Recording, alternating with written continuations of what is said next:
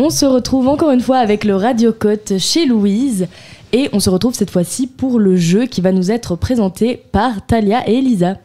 Et on a avec nous également Elodie du Côte Citoyen. Hello. Bonjour. J'ai cru que tu allais te tromper sur le prénom, je suis en mode « Ah, t'as retenu, c'est bien, c'est bien. » Nous, on est là pour un petit jeu sur les lobbies. Je vais peut-être laisser Elisa commencer, mais on vous a préparé d'abord un petit QCM pour tester vos connaissances sur le sujet. J'espère que ça ira. Oui, j'espère que ça vous va aussi, mais... C'est ça, donc on commence avec des petites questions un peu basiques pour voir J'ai peur. Ce que vous connaissez, puis on passe avec des questions plus rigolotes. Allez, la première. Donc la première, c'est un QCM, donc on a 4 propositions. Qu'est-ce que le lobbying ? Vous en avez déjà parlé un peu avant, donc normalement ça devrait aller. Première proposition, une activité illégale visant à influencer des décisions politiques. Deuxième proposition, une forme de corruption dans le secteur public. Troisième proposition, une activité légale d'influence des décideurs politiques par des groupes d'intérêt. Ou dernière proposition, une technique de manipulation médiatique. Je vote pour la troisième proposition. Je suis complètement d'accord avec Marie. Elodie ne m'a pas du tout aidée avec ses mains, c'est ça qui est super. Et c'est pas du tout filmé, donc on le verra pas. Vous êtes filmé aussi en fait ? Oui, ouais, on est en live là. Ah, ouais, mais en fait, que je voyais qu'une caméra, je savais pas. Il y en a une derrière toi, si tu veux lui faire coucou. Ah. Et du coup, oui, vous avez d'être même si, voilà. Vous êtes trop forte. On a une autre question, tu veux... Vas-y, continue. Ok. Alors, quelle est la différence principale qui existe entre le lobbying et la corruption ?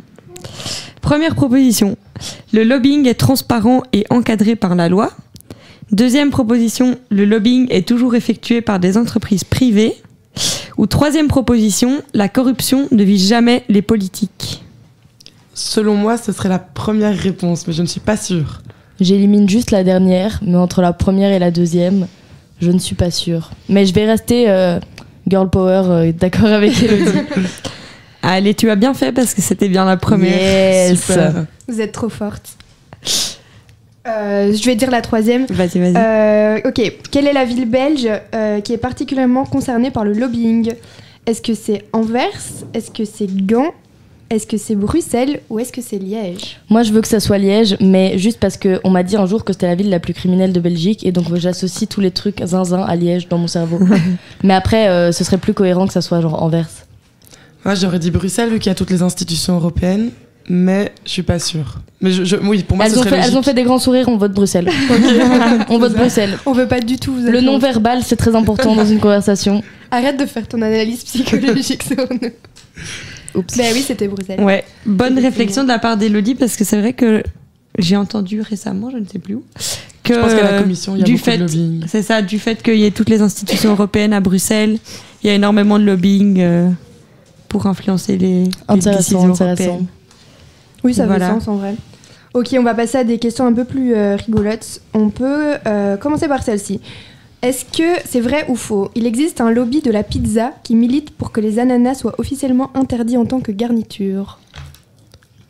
Il y a d'autres causes plus importantes selon moi, donc j'espère que c'est faux, mais chacun ses combats. Ouais, je trouverais ça quand même assez interpellant. Mais ça divise quand même cette question des ananas sur les pizzas. Donc... Mais ça divise... Alors, si je peux faire ma petite aparté, je suis italienne, mais genre pour du vrai, genre j'ai pas un 8e italienne, genre. Et personnellement, mon avis sur la question, c'est que je ne vais pas mourir si les gens mettent de l'ananas sur leur pizza. Je trouve ça dégueulasse, c'est un fait, mais je comprends pas le big deal. Pas pour, je suis d'accord, je comprends pas le big deal, quoi. Pour moi, c'est faux. Enfin, j'espère. Vraiment. J'espère aussi, c'est ma pizza préférée pour ma part. En vrai, je dis que c'est dégueulasse, mais en Dr. Oetker, en blocus, ça peut m'arriver. Ah ouais, c'est une des meilleures Dr. Oetker quand même. Je ne me prononcerai pas, mais vous avez raison, c'est faux, heureusement. Super. Alors, un prochain vrai ou faux. En 2015, Coca-Cola a financé des études pour minimiser le lien entre le sucre et l'obésité. Est-ce que c'est vrai ou faux ? C'est 100% vrai. Enfin, ça m'étonnerait pas. Hein. J'allais dire un truc un peu méprisant, mais j'allais dire que 100% c'est un truc qui aux États-Unis a grave marché. Genre, ça les a hyper fort, rapidement convaincus et ils se sont dit, allez, le Coca. Puis c'est une tellement grosse entreprise, je pense qu'ils peuvent payer pour n'importe... Ouais, ils ont les sous de financer ce genre de truc, quoi. Mais après, par contre, je suis curieuse de savoir ce que les résultats ont donné, genre comment ils ont pu démontrer quelque chose qui montrait pas de corrélation entre ces deux infos, quoi. Ah ben, donc c'est bien vrai.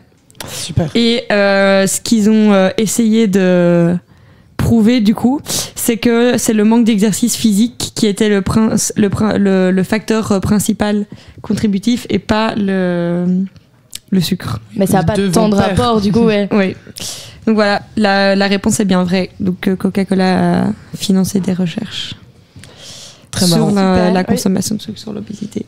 Donc ne pas croire tout ce qu'on voit non plus, c'est un peu un petit... Merci Talia pour ce super rappel. En fait, vérifiez vos sources. Ne lisez que des articles peer review. Exactement. Moi j'en ai une. Les fabricants de réveils ont un lobby qui fait pression pour que le changement d'heure reste en place juste pour vendre plus de réveils. Est-ce que c'est vrai ou est-ce que c'est faux ? Qui change de réveil quand le changement d'heure existe ? Mais oui, le téléphone il le fait tout seul. Oui, mais le réveil... Genre un radio réveil, vous voyez les trucs... ça change pas tout seul. Oui, mais je vois pas en quoi c'est pertinent pour eux que le changement d'heure reste. Enfin, j'ai pas compris alors. Mais parce que, oui, non, ça n'a pas de sens que tu peux changer l'heure sur ton réveil même si c'est pas un téléphone, donc pour moi c'est faux. Ouais, mais c'est chiant. Et donc tu dois penser à le faire et parfois t'arrives en retard au travail. Les radios réveil, ça change tout seul d'heure ? Bah maintenant oui, mais je pense que la question... Parce que moi j'en ai un dans ma chambre et ça change pas d'heure. Oui, mais donc en acheter un nouveau n'aiderait pas le problème, donc pour moi c'est faux. Attends, je vais relire ma question, j'ai l'impression que je... Oui, bah de toute façon c'était faux, donc la question ne se pose même pas. Mais je comprends, c'est embêtant de devoir changer l'heure si t'arrives 1 heure en retard ou 1 heure trop tôt. Bah ça arrive, après t'arrives en retard à ton rendez-vous parce que t'as pas changé l'heure. Ça m'est déjà arrivé. Ah ouais ? Fun fact. Je pense que ça arrive à tout le monde au moins une fois, non ? Moi aussi ça m'est déjà arrivé. Bon, non, pas, je pense. Vous êtes trop des stars. Ouais. Ou alors on se lève trop tard. C'est quand le prochain changement d'heure, vous savez ? Mais c'est bientôt. C'est le 30 mars. Trop bien, parce qu'on aura plus de luminosité plus longtemps. Ah, ça c'est trop chouette. Oui, mais moins de sommeil, oui. Du coup, ouais. Pas ouf, mais cool quand même. C'est pas grave, on fera un grasse mat ce jour-là. J'aime pas la nuit. C'est horrible quand tu fais la fête la nuit du changement d'heure et qu'il est genre 2 heures et il est 4 heures d'un coup. Et c'est... Mais moi, je me demande du coup, les bars, est-ce qu'ils ferment plus à tôt 3 ou à 4 heures? Ouais. Très bonne question, il faudrait se renseigner. J'aimerais bien, ce serait scandaleux s'ils fermaient 1 heure plus tôt. Oui, mais ce serait trop... Enfin, je sais pas si c'est bien ou pas pour eux de terminer 1 heure plus tard. Mais est-ce que c'est toujours entre 2 heures et 4 heures le changement d'heure ou parfois ça change? Moi j'ai toujours cette rêve que c'est pendant la... Bah oui, je pense. Bah moi je n'ai aucune idée, mais... Pour moi c'est 3 heures qui sautent ou 3 heures qui passent devant. Ouais, c'est 3 heures qui passent à la trappe. Mais est-ce que vous aussi vous avez du mal quand le... Désolée, je lance un sujet, mais quand le changement d'heure passe, je suis toujours en train de faire des calculs en mode oui mais ça veut dire qu'on dort 1 heure en moins donc on saute ou on... J'ai trop du mal à comprendre ce truc. Méga... Alors que en soi c'est con mais... Mais c'est une invention hein. Oui. En théorie il n'y a pas grand chose qui change. Oui. C'est pas plus mal, on dort plus. Ou on a plus de soleil, moi je prends. Oui. Ouais, moi j'avais lu un truc. Faut juste à chaque fois prendre le positif. Là on dort moins, on dit pas ça. On a plus de soleil. Le soir, mais après le matin quand on va se réveiller, on en aura moins, non? Il fera plus. Il fera noir plus tard le matin. Mais en vrai là, le lever du soleil, il commence à être vraiment tôt. Genre parfois je commence à travailler à 7h. Quand je sors du cote, il fait déjà soleil. 7h ça fait mal. Courage. Oui. C'est pour la bonne cause. Ok, est-ce que t'en as encore un? J'en ai encore un. Alors, vrai ou faux, McDonald's a réussi à faire interdire la vente de légumes dans les écoles américaines pour promouvoir la consommation de frites. Ce serait un scandale et j'espère qu'on en aurait plus parlé. Mais oui, mais ça me paraît quand même assez... Enfin, c'est trop gros. T'as dit toutes les écoles? Les écoles américaines. Ça fait beaucoup d'écoles et beaucoup d'enfants qui mangent pas de légumes quand même. Après, je vois tout le temps des TikTok de meufs qui sont filles au père aux États-Unis et qui montrent genre les lunchbox des enfants et tout. Il y a vraiment jamais un légume quoi. Mais les États-Unis, c'est un autre monde. Hein. Oui, mais niveau scolaire quand même, il faut. Mais je pense pas que ça soit interdit dans les écoles. Je trouve que c'est quand même un step qui est. Et surtout, ce serait bizarre que ce soit McDonald's qui donne des frites. Enfin, en quoi ça les aide? Pour moi, c'est faux. Pour moi, c'est faux. Pour moi, c'est vrai. C'est faux. Ah, je voulais juste faire l'opposition, un peu de suspense. C'est bien, Talia, c'est bien. Heureusement. Ce serait vraiment grave. Encore un peu de temps ou... Oui, tu peux nous donner une ou même 2, en vrai. Ok, j'en ai une et puis on finira sur une des tiennes. Vas-y. Les lobbyistes de la bière auraient fait pression sur l'Europe pour diminuer le prix de pesticides pour que la culture du houblon soit moins chère et que la bière coule à flot. Je ne sais pas si c'est vrai, mais... J'encourage. Ce serait cool, les lobbies, si vous nous écoutez. Je n'ai pas envie que la bière augmente de prix. Ça peut être vrai, c'est le plus probable depuis le début, mais... Ouais. Pour vous, c'est vrai? Bah, vu ton étonnement, là, je me questionne. Oui, bon, c'est... Ok. Bah, en fait, c'est Émile qui l'a inventé. C'est bon. Mais lance-toi, Émile. Mais oui, il devrait devenir lobbyiste. Mais... En vrai, je pense qu'il aurait un vrai talent en tant que pour la bière. Bon. Dis-moi. Allez, du coup, j'en ai un dernier, ou pas, je sais pas. Oui, vas-y. Un peu en parallèle avec celui que j'ai fait juste avant. Donc, vrai ou faux, le Centre national interprofessionnel de l'économie laitière a mené des actions de lobbying dans les écoles françaises pour promouvoir la consommation de produits laitiers. J'ai perdu le fil de ta phrase. En gros, un centre, donc CNIEL, donc genre un truc de lait. A mené des actions de lobbying dans les écoles françaises pour promouvoir la consommation de produits laitiers. En vrai, ça me paraît plus probable. C'est possible. En plus, ils ont un vrai délire en France avec les produits laitiers, j'ai l'impression. Mm-hmm. Et puis les produits laitiers pour les enfants. Oui, ouais, cool, l'argument du calcium, grandir les os. Ouais, ton verre de lait, sinon tu resteras petite toute ta vie. Enfin, ouais, comme ça tes os seront forts, solides là. Ouais. Pour moi, c'est vrai. Ouais. On disait toujours ça. Ouais, moi aussi. Ma grand-mère. De boire du lait pour avoir les os solides. Ouais. Eh ben, j'espère que t'en as bu assez. Oui, mais en théorie, c'est vrai, mais après, à l'âge adulte, c'est hyper mauvais le lait, genre. Ah oui, mais ça, c'est ton estomac qui le digère juste plus, non? Tu sais que la dernière fois, j'ai été étonnée, j'étais chez mon médecin et elle me dit... Enfin, je parle de lait, du coup. Et je dis que je bois quasi plus que du lait de soja parce que je digère mieux.